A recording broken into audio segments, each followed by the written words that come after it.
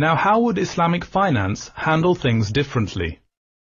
Using the $5 billion example, Islamic banks could provide $5 billion of financing for infrastructure, literacy, healthcare, or sanitation programs, to name a few.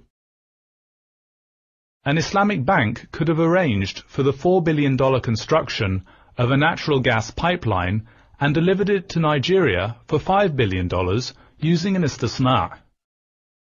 Or taken an equity stake in a highway project and shared in profits and losses using musharaka or mudaraba.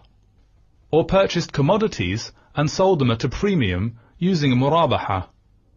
Or structured a project financing using an ijara sukuk. These names may sound new to you, but as we explain them in our training modules, they're much like conventional equity, trade, and lease-based instruments already familiar to most bankers. Islamic finance, after all, permits legitimate profit. We're not asking that everything be changed, just the harmful parts, and eliminating interest would be the first step. In all of these cases, the bank could not have charged more than the initial financing premium. So if the Islamic bank was owed $5 billion, that could never turn into $44 billion or even $6 billion. The debt would have to be fixed. Throughout our training modules, we'll show you how these and other Islamic finance products operate. Let's take another example of how Islamic finance is different from conventional finance. This time, let's make it a little bit more relevant to our day-to-day lives. Nick the home buyer. In 2009, Nick lost his job, his house, and all the money he had spent paying off his mortgage. The property bubble that triggered the global financial meltdown could not have happened if the properties had been financed Islamically. Why? Because a conventional bank merely lends out cash. Legally, it can keep lending this cash over and over, well above its actual cash reserves. An Islamic bank, on the other hand, has to take direct ownership of an actual asset, whether for a longer period in a lease or partnership, or a shorter period in a sale or trade. Islamic finance always limits the institution to an actual asset. The next time anyone wonders whether Islamic banking is just dressed up conventional banking, ask them to show you a single major consumer bank that co-owns actual properties with their customers. Of course, there's no excuse for Islamic banks that are Islamic in name only. But if the transaction complies with internationally recognized standards like AOFI, for instance, then there's no reason for it to have the many side effects associated with interest-based banking. To provide just one example of how Islamic banks get directly involved in asset purchases, let's look at how a diminishing musharaka works. The word musharaka refers to a partnership in Islamic finance. And it's called a diminishing musharaka because the bank's equity keeps decreasing throughout the tenor of the financing, while the client's ownership keeps increasing through a series of equity purchases.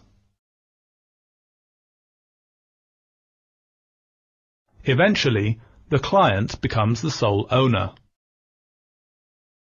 If Nick had lost his job with a diminishing musharaka, at the very least, he would still have an equity stake in an actual property that he could monetize.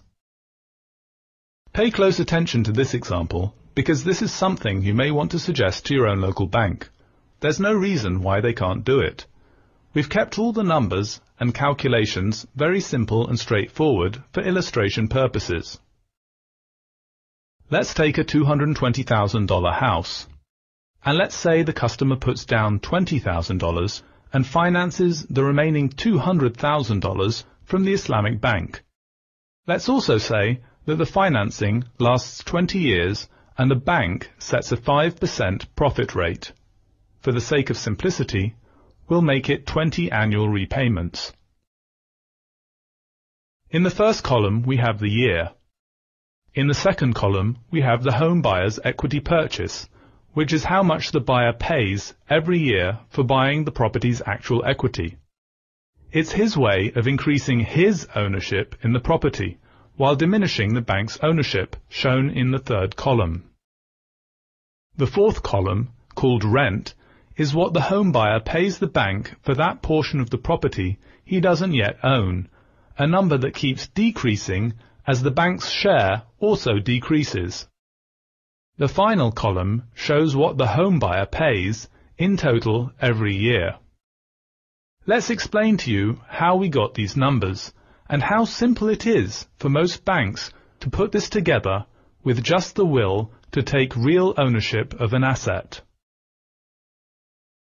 Let's go through each column one by one.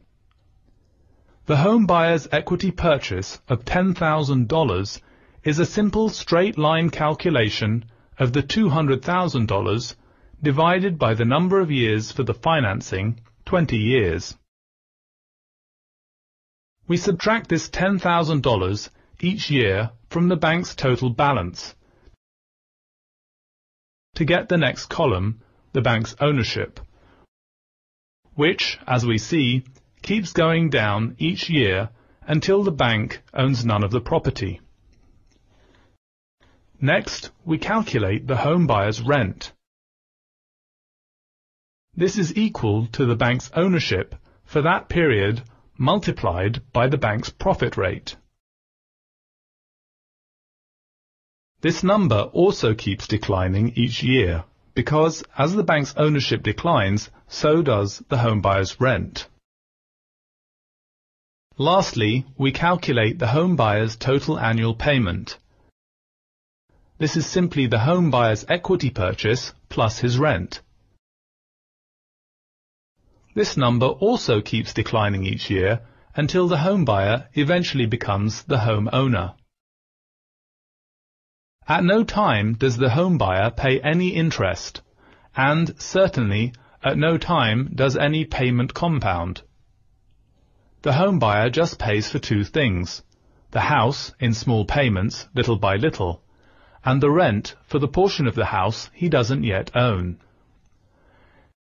This simple structure is something that just about any conventional bank can offer today. It takes a leap of faith for banks accustomed to all-cash, interest-based lending to suddenly become direct stakeholders in property. But as the growth of Islamic banking shows, these concerns are misplaced. Call it Islamic finance, ethical finance, or conventional finance. When a bank takes real ownership of an asset, economies don't fall apart like a house of cards. Now our final example. Talking about indebted countries and property bubbles may seem removed from our immediate predicament. What are we talking about? That's right, personal debt. In the US alone, credit card holders have amassed over $1 trillion of personal debt. And that's just credit cards. Let's take Faisal's student loan, for example. His American university cost him about $30,000 a year for 4 years.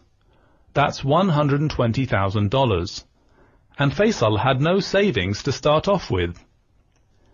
He got an interest rate of 10%, which is fairly typical for many students, and he began borrowing $30,000 at the beginning of each year. 3 years after graduation, he began paying off his student loans at the rate of $20,000 per year. Can you guess how long it took Faisal to pay off his entire loan?